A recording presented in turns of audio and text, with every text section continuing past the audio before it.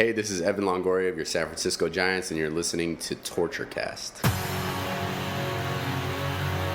You're listening to a podcast by and for fans of the San Francisco Giants. Let's go, Giants!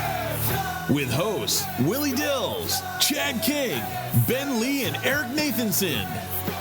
Dedicated to the greatest team in Major League Baseball, the San Francisco Giants. This is Torture Cast. Standing on time, not gonna stop. We came to play, ain't slowing down. Falling on, we're here to stay, and we're stomping on whatever's in our way. I'm feeling like a Giant tonight.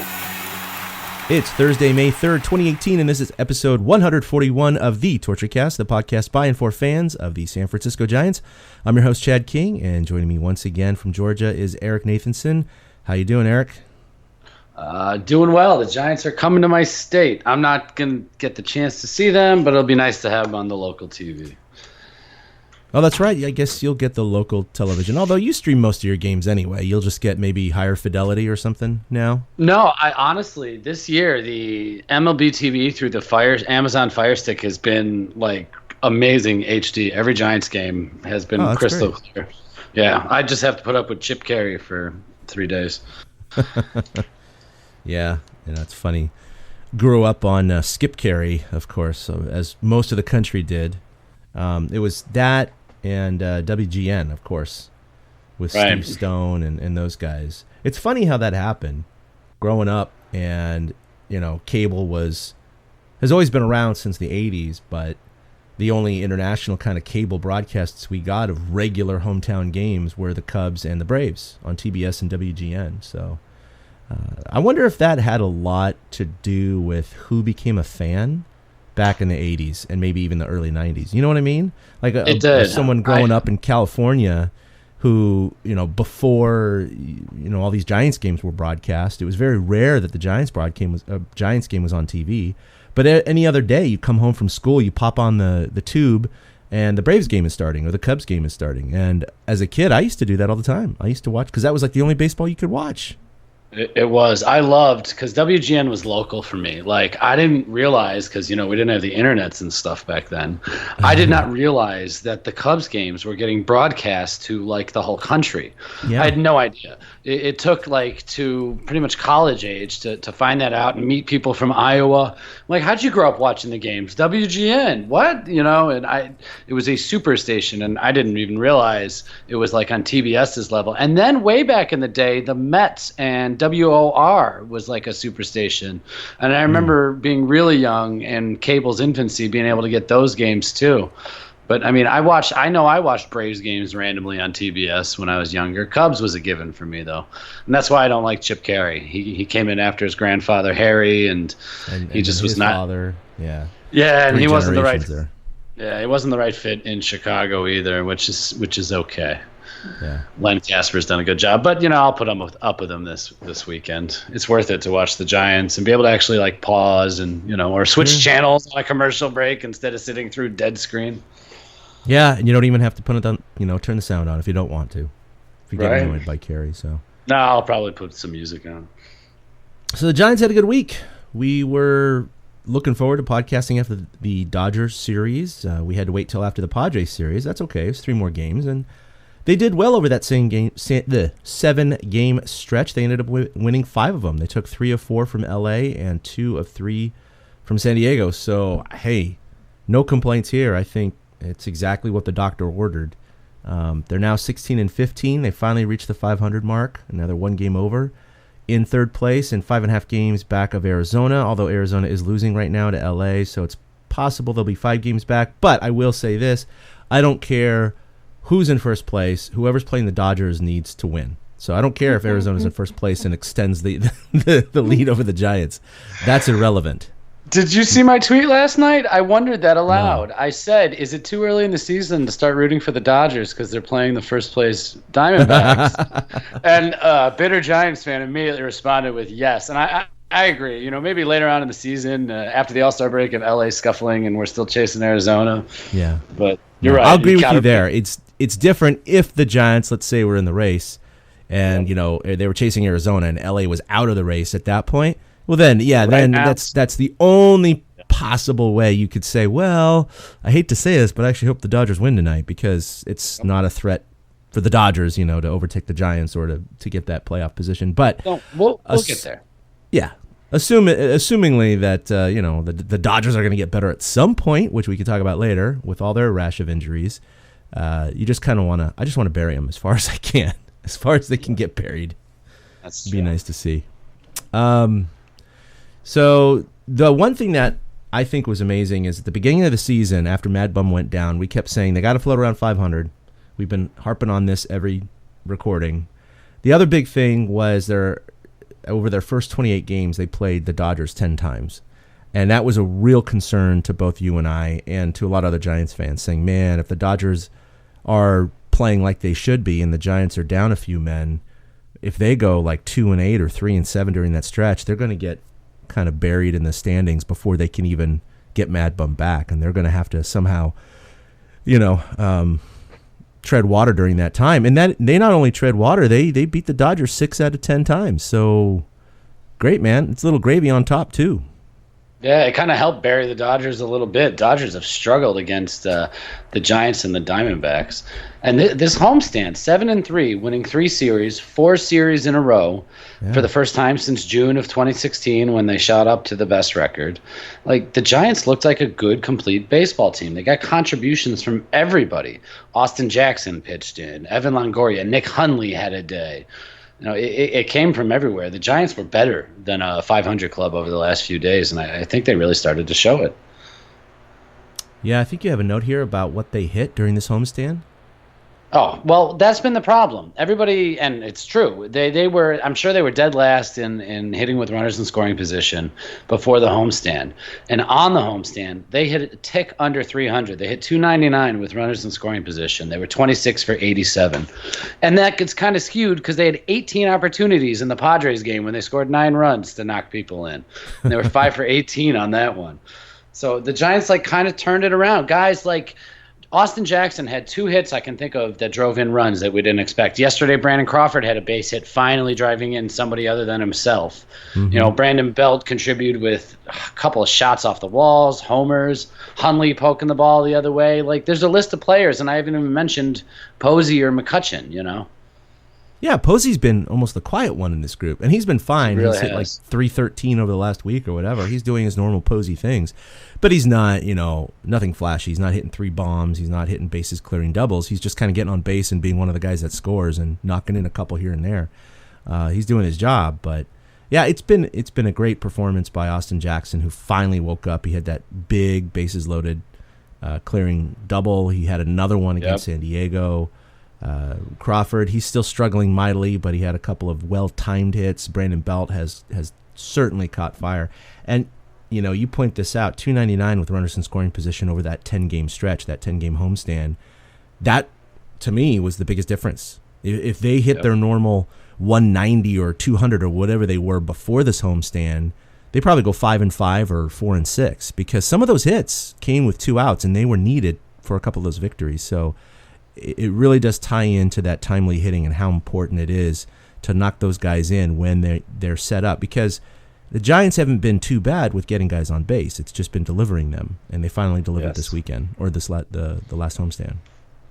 Yeah, and they've also I was looking into some of the numbers. Their bullpen, if you take out the 2 games that they gave up 15 runs against the Dodgers and the Nats, their bullpen on the homestand gave up 4 runs in 28 innings. Yeah. In what is that, 8 other games, and they've been locked down. So if the Giants have been able to, because they're 13-3 now when scoring first, whenever the Giants have been able to score first, generally the pitching can fall in line. It's those games that they fall behind, early, and it seems way back during the Arizona series in Arizona, something clicked where they kind of stopped waiting around and went for it. And they're hitting the ball with guys on, and the relief pitching. My mind went somewhere. It totally, they've been, when they get a lead, they generally shut it down. They're playing really good from ahead. When the bullpen lines up to bring in the guys like I hate to say it like this now, Dyson, he's become a stalwart again. Dyson, Watson, when you can line up Dyson, Watson, and Strickland on the back end, the Giants are usually good. But when you have to bounce around and go with Pierce Johnson and other guys, not to say Pierce Johnson or DJ Snelton is having a rough time, but having that back end of the bullpen with Watson and Strickland and now Dyson stepping up next to Morata, who's been struggling a little bit lately, it's really helped them prevent other teams from scoring and giving them an opportunity to pile on. Because like yesterday, they scored a couple times late. They did it against the Dodgers last Sunday. They've done a really, really good job of when they put teams away, burying them instead of just playing 3-2 ball games. So Al Suarez was called back up to replace Johnny Cueto, and he would have had to start on what was that? Monday, I guess, or Tuesday. I think it was Tuesday start he would have had. And Suarez pitched instead, and they did lose that game. Who knows what would have happened if Cueto had pitched. But there's some bad news that potentially could be coming for the Giants right now. And Cueto, who's had a stiff forearm since last year, rest has always kind of helped it. Apparently something might be a little different right now. And the story is so far he's had an MRI, and no one has come back and said, it's fine. They've come back and said he is going to seek a couple or three extra opinions, including Dr. What's his face? James Andrews. Thanks, James Andrews. He's, of course, synonymous with Tommy John surgery. And no one's talking about rest for Cueto right now. And even Bochy acknowledged that this could be bad. They don't know yet, but I don't know, Eric. It just seems like the minutia coming out of the clubhouse is one kind of suggesting it might be a UCL tear, which would mean Tommy John surgery. And that's not conclusive yet. That's not a certainty yet. But just the way they're playing this close to the vest and they're not clearing him on anything, and the fact that he's getting 2 or 3 opinions and seeing this doctor down in the southeast when they go to Atlanta, I guess they're there now, that's not good. And all I can say is we're going to collectively hold our breaths and just assume that it's not going to be this bad, because if for whatever reason it is a UCL tear and they go with Tommy John surgery, clearly Cueto's out for the year plus the beginning of next year as well. And that's just going to devastate the Giants season. To lose Mad Bum for a third of the season and then to potentially lose Johnny Cueto for more than 2/3, almost more than 3/4 of a season, not to say postseason is impossible, but at that point, it's going to be rather difficult. I don't think an Al Suarez is going to duplicate what a Johnny Cueto could do, especially where Cueto has been this year. I mean, he finally gave up more than one earned run last start. 2 runs in one game. Oy. It was a very pedestrian 2 runs in 6 innings. Oh, my God, his ERA was 3 for the game. But his ERA almost tripled from, like 0.35 to 0.84, I believe it stands at right now. So he's dominating the league in terms of his statistics, but it's going to be a huge blow no matter what, because it looks like even if it is rest, it would probably be something like a 6-week kind of window. This is not a 2-week DL stint. So the Giants are going to be without Cueto for a significant amount of time. The question is, how long will that significant time be? Is it going to be 6 weeks or is it going to be 15 months? I think he's gone. Yeah, I think he's gone. I think it's going to be a surgery type thing. I don't know. In my head, I've already got it chalked up that he's gone, but I also don't think it's that bad.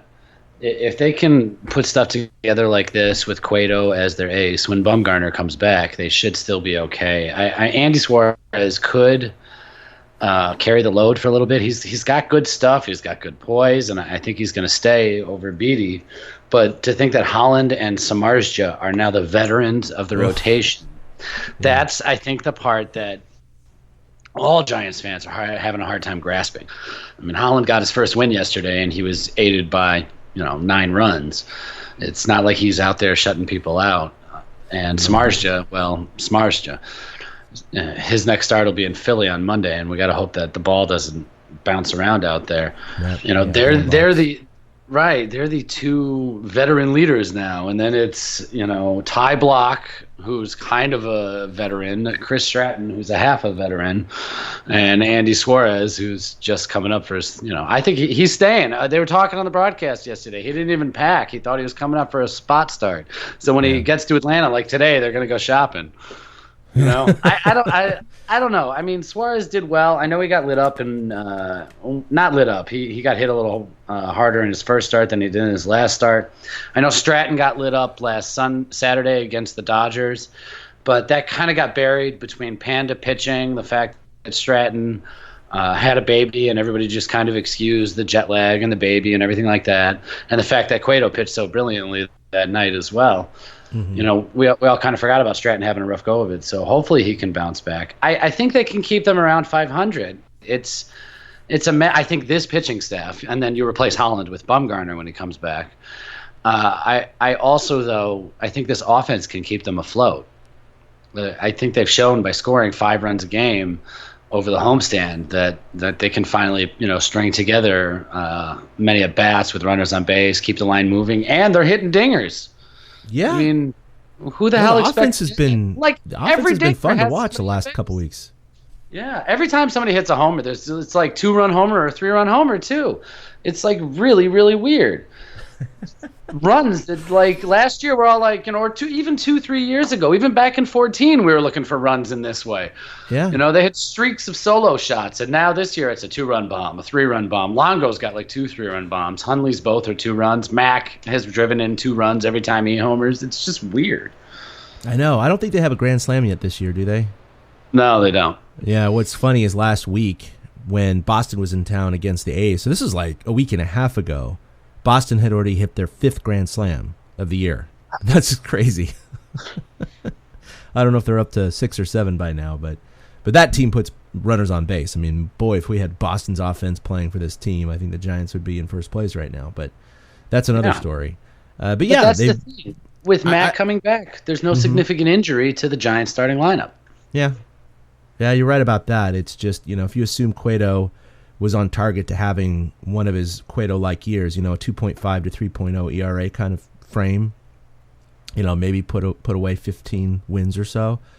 And that was going to be extremely valuable that a Suarez or some of these other guys cannot replace. So you're going to have to rely on a couple of, spot starts, lucky starts, and also the offense coming through, because Cueto's .84 ERA just cannot be matched at this point. Not suggesting he was going to sustain that, but he looked like he was on a good career trajectory, which is really odd when you think about how he's now having these UCL and forearm issues, despite the fact that he's been pitching so well. Because apparently it's been sore his last couple of starts, but he's been fine in terms of his performance. So maybe he's just been gutting it out. Maybe he doesn't want to acknowledge the truth. Maybe something else went a little bit further, ripped a little bit further during his last start. I don't know, but it's going to be pretty crushing to lose him for potentially this year, and then if it is Tommy John, it would bleed into next year, because typical recovery is 12 to 15 months. So yeah, I mean, and then the Giants are going to start questioning the contract internally because of how bad he was and how much time he missed last year. Combine that with this year, and then what he misses next year, that'll be 2 out of the 5 years missed. Yep. And it'll feel like a sunken cost if he doesn't come back and do something. I like Cueto. I hope he's okay, but like, the Giants have never won. I know it sounds weird, but Johnny Cueto was never the leader. He's fun, but it's not like losing a Bumgarner. It's not like losing a Buster Posey or even a right. It's still Cueto, but you're right. It's gonna be hard to replace. There's like you're talking about a difference of 5 or 6 wins possibly. Yeah. Well, speaking of Tommy John, we got a guy back from Tommy John surgery, and that's one Mr. Will Smith. So that was great to see him back out on the bump against San Diego. I think he's going to be that valuable lefty in the pen, and what can you say? He's going to single-handedly, I think, win a couple 3 games this year, just with his lefty specialty. And he had everything working. It was nice to see. He had this huge smile coming off the field on his face. He slapped his leg like a rookie would after striking out Eric Hosmer. Mm-hmm. And Hundley flipped him the ball, and it's already in a loose sight case. That's neat. That's a big moment for ball players if they can come all the way back from that. Baggerly wrote a really good thing on The Athletic about it. and how Will Smith's going to go burn his folder full of exercises and rehabs and all the stuff that he had to do over the last 16 months, 18, whatever long it was. And he's going to go burn it because he's now been on a big league mound, and he came into the perfect situation yesterday. Huge lead, no real pressure. Yep. Bochy's managed to. This is the hidden gem of this homestand. Bochy pushed the right buttons at the right times. There was a couple instances I wasn't, but like pitching Sandoval on Saturday in the 9th inning of the first game was just the absolute perfect decision. Brought levity to a clubhouse that was getting their ass handed to him. It was a thing Bochy said he was never going to do. It was Panda. He threw a perfect inning. And it kind of like you forget that you lost by 9 runs, and they came out and won the nightcap. They could have totally struggled with the rest of the Dodgers series, but that like one moment of levity was the perfect button for Bochy to push, and he did it with Will Smith yesterday too. So now Will has confidence in a 1-run game, in a 2-run game, in a tie game to pitch in the same situation. It was good to see. And between him and Tony Watson on the back end, both those guys can get righties and lefties out. Like neither of them are straight up specialists, and that's what makes them so valuable. Osich needs to keep performing if he wants to stay. Yeah, he may not at this rate, but I agree with you. Bochy has pushed a lot of the right buttons. It's kind of nice to see him back in that groove, because I think over the last year or so, there were a lot of times he was pushing the wrong button, and just things were getting blown up. And part of that is just there probably wasn't a right option at that time. They didn't have the arsenal to cope with the situation, and so he had to go with someone, and it just didn't work out almost every time. That's why they had 98 losses last year. But that was a fun one. Unfortunately, I was not watching at the time. I had already turned the game off because they were getting blown out. I did too. Yeah, and so, I did. So I went outside, and it's like, no. It's like, I know you never know what you're going to see in a baseball game, and that's one thing they always say. I get that, but we are humans. We have other things in our lives that we need to do, and I'm not going to sit around and watch the Giants get destroyed just so some weird play that happens. I was glad that I watched. There wasn't going to be a perfect game or a no-hitter or anything like that, or a 4-home-run game. So did not expect that, but I think it was a great move because. I mean, if he had gotten blown out, maybe not so much, of course. But he ended up having the perfect inning. He was throwing a fastball at 88 miles an hour, dropped in a 70-mile-an-hour curveball. That just and he was great. Getting it and firing. It was the quickest inning all day, and the only 1-2-3 inning of that first game of that. The only 1-2-3 inning.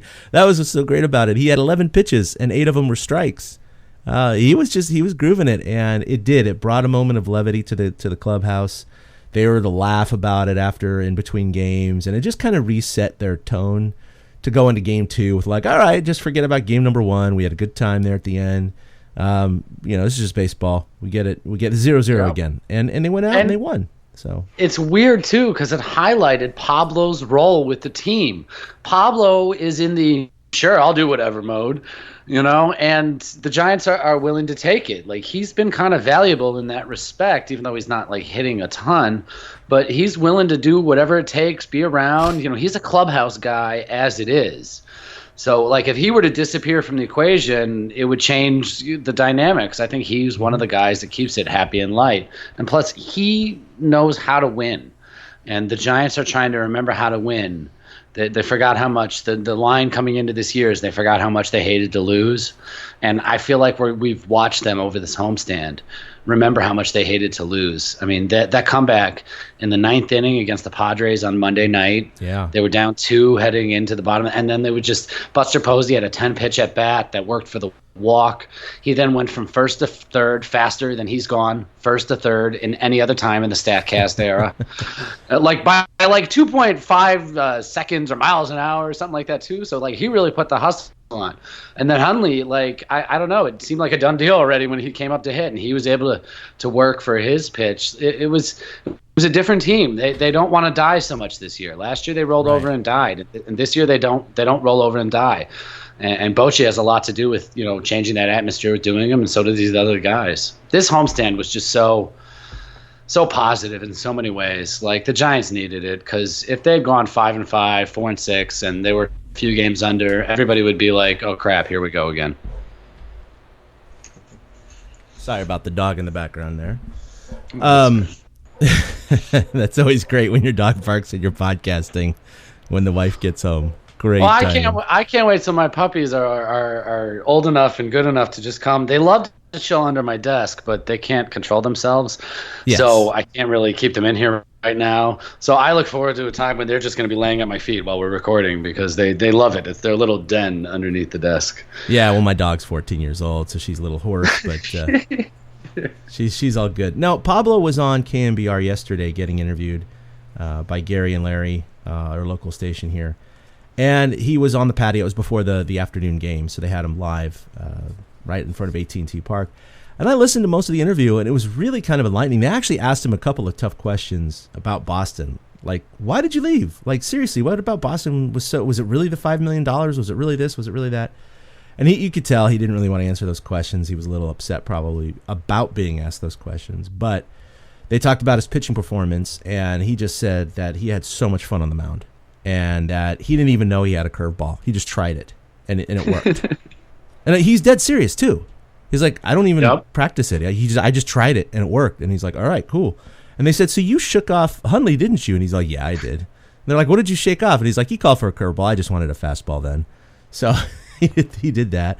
But he told Boch, he was in an interview, he was saying that, look, Skip, I'll do anything. I'll catch, I'll pitch, I'll play any position. I'll play first, second, third, outfield.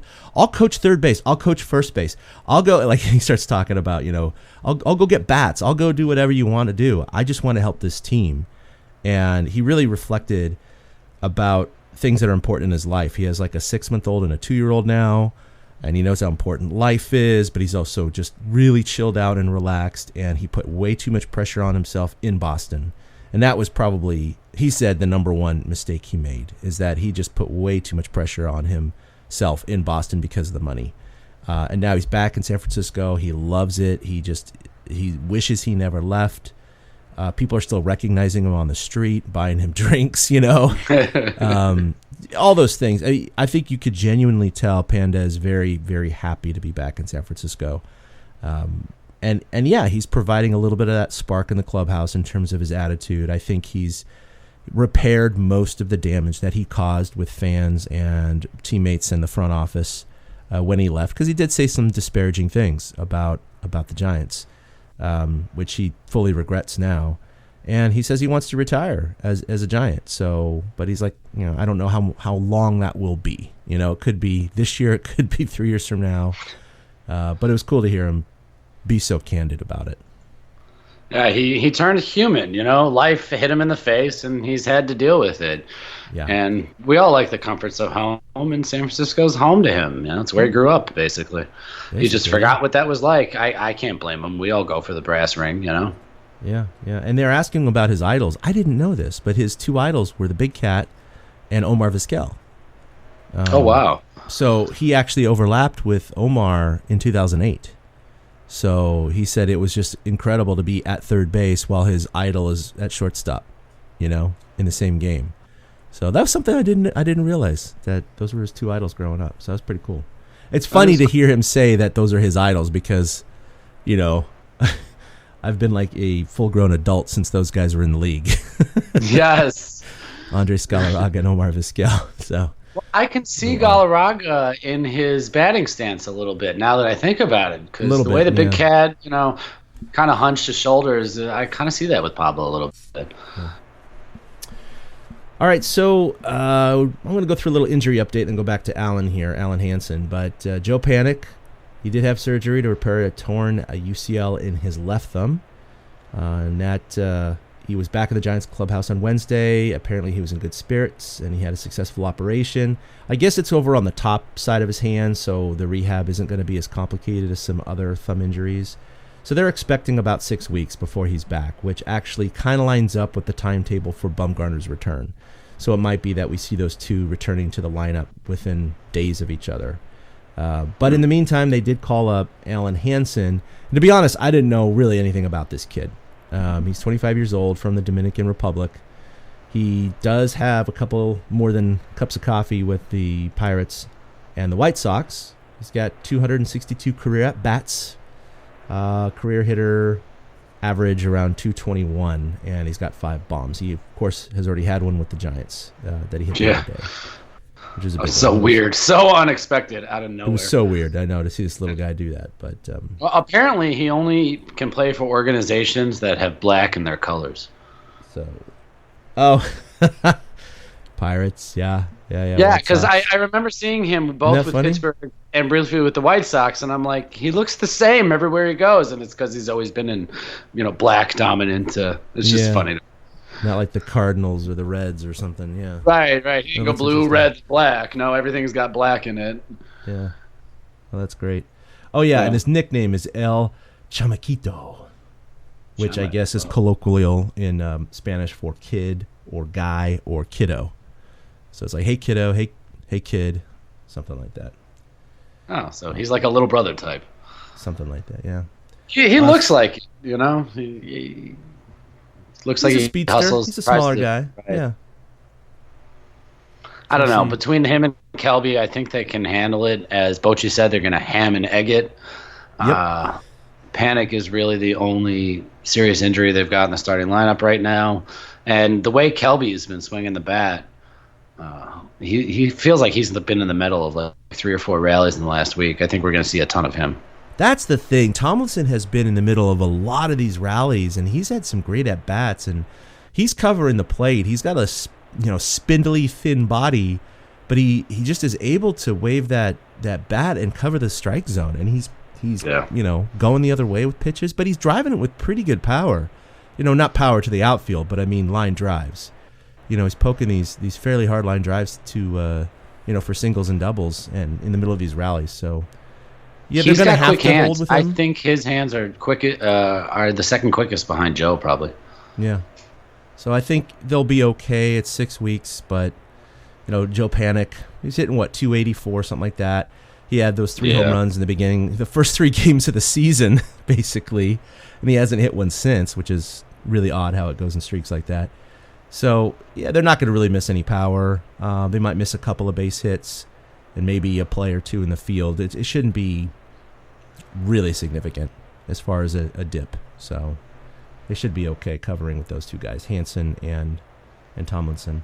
So Bumgarner has been cleared to throw. I haven't read any reports about any results of throwing. Have you? No, not yet. All I've heard is the same, that he's allowed to start. Mac Williamson will be coming off the 7-day concussion DL on Saturday, which, we just were talking and singing his praises last podcast, and then he goes right out and slams his head against the sidewall. I'm just like, really? Come on, man.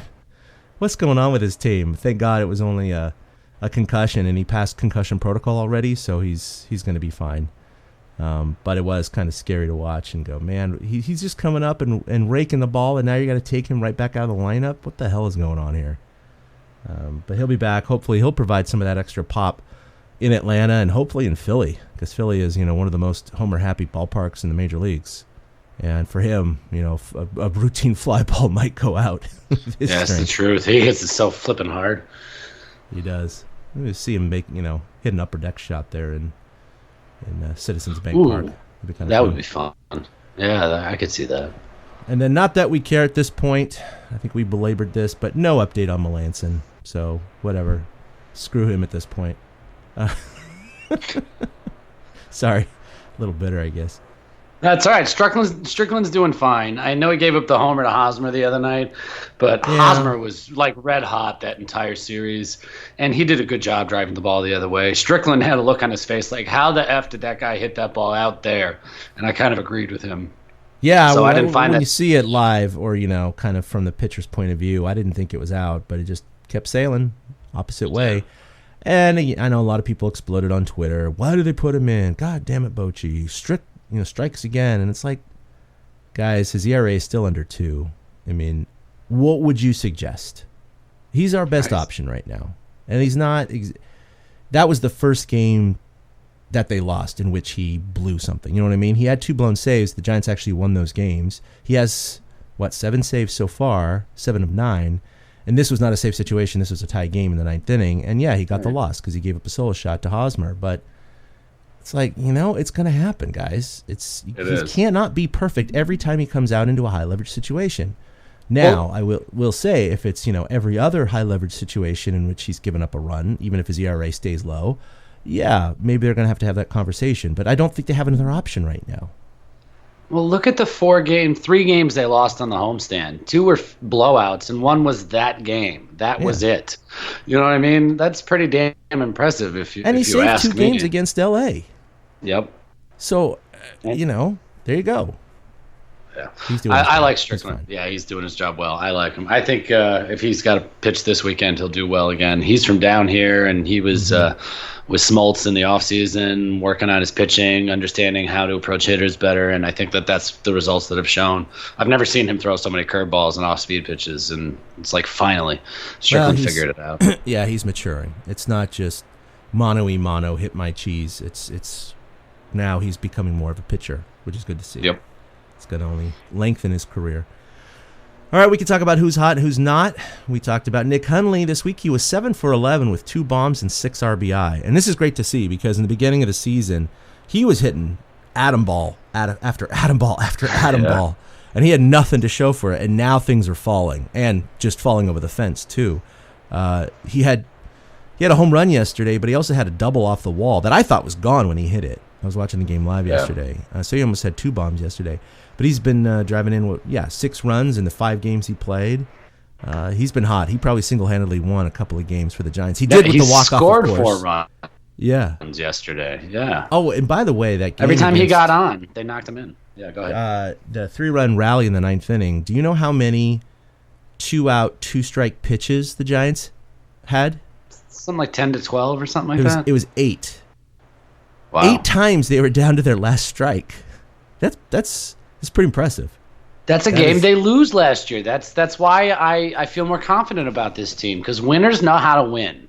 Yeah. You know, we always talk about this even year magic and all this crap about how the Giants have champion blood and they know how to win, and then everybody seems to discount it when it comes to those, situations. And they showed over this homestand that they know how to win. There's some guys here that are going to be able to take care of stuff. Hundley's been just amazing. Like, how the hell he's not starting somewhere else, I'll never know. I know. Yeah, he decided to come back to San Francisco for the 1-year backup role, so we'll gladly take him. I think he's going to stay until he retires, and then he's going to go into coaching. So I love having Nick Hundley. So many catchers become coaches. Isn't that funny? But it's the truth. Yeah. They're so cerebral, too. Yep. Then you have Austin Jackson, Andrew McCutchen, and Buster Posey all went 5 for 16 individually, which isn't great. Wow. It's 313, but the reason I bring it up is because it's a pedestrian for Posey, but it's great for Austin Jackson and Kutch because both of their averages were floating around the Mendoza line. So we're starting to see a little life in them. We're definitely seeing life in Longo over the last 2+ weeks with the long ball and raising the average. So that's been great to see. And the 5-headed monster of Smith, Watson, Dyson, Guerin, and Johnson pitched 14 and a third innings this week and gave up exactly zilch. No runs between the 5 of them. So there have been some tenants of the bullpen that have been really pitching lights out and getting out of some high-pressure situations. So those are some of the highlights this week. Pierce has been a highlight. I like Pierce Johnson. I believe he came up with the Cubs, and so far he seemed like a guy that, like, I remember one day Guerin was on the mound and we're like, where'd this guy come from? And then suddenly he was still in the bullpen by the end of the year. I feel like Pierce Johnson's going to do the same thing.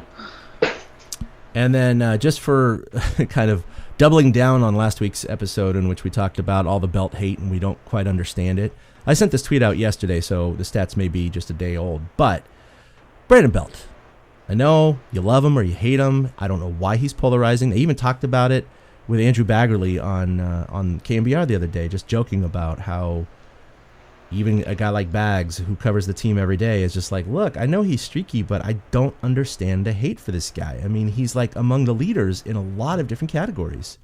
And so I was kind of just putting those stats together to look for my own. And, as of yesterday, he's 8th in the National League in OPS. This is all position players, right? 8th in the National League in OPS. He's 2nd out of first baseman in all of Major League Baseball. He's 8th in the National League in slugging. He's 1st out of first baseman. He has the highest slugging percentage of any first baseman in all of baseball. Wow, that's kind of surprising. Yeah. He's 9th in the National League in on-base percentage, but 3rd as a first baseman. He's 22nd in the National League in batting average, but 4th in the rank of first baseman. And he's 11th in home runs in the National League, but again, 2nd out of first baseman. So, I mean, against his peers, he's first, second, third, or fourth in all of these major offensive categories in terms of his position. But even when you rank him amongst all players in the National League, he's in the top 10 of most of these. Okay, he's fine, guys. He's doing just fine. So let's just back off a little bit and let the guy play. And I'm sure he will go into his, derpy giraffe shoulder slump at some point, and we'll all get pissed off again. But for right now, kind of like with Strickland as the closer, what other option do you think we have at first base? So he's doing fine. There's no other option. Why would you want any other option? This is the perfect option for this team. I mean, the guy's best friend is the shortstop. It's like not even it's like not even a joke. You know what I mean? They love each other. It's like the bromance they have in Chicago with Rizzo and Bryant. Right. Like these guys are going to help feed off each other for years, and have their circle around them with other guys. I saw Melanson threw them a surprise double baby shower because I guess both the Belts and Crawfords are pregnant right now. Yeah. And I saw that on Instagram the other day. So you know what I mean? Like you don't trade a guy like that, especially when he's productive. And that's very productive. He's very productive right now. Very productive right now. Leading the team in home runs, too. Mm-hmm. All right, so we have to talk about the other side of the coin. Who is cold or who is not hot? So Gorkys, who been pretty hot most of the season, is 5 for his last 23. That's a 217 clip. Same with Crawford. However, that has actually raised his batting average, sadly. He looked better. He did, though. He got the day off. What was it, Monday or Sunday? He looked better over the last few days. He had a single that drove in 2 runs yesterday, which had to have been a boost to the confidence. Yeah, he's floating right around 200 right now. So he's. I'm sure he's not feeling really good about his offense right now. But most people have kind of laid off of him because of what he brings to the table in terms of defense. But what is this? The 6th, 7th year in the league.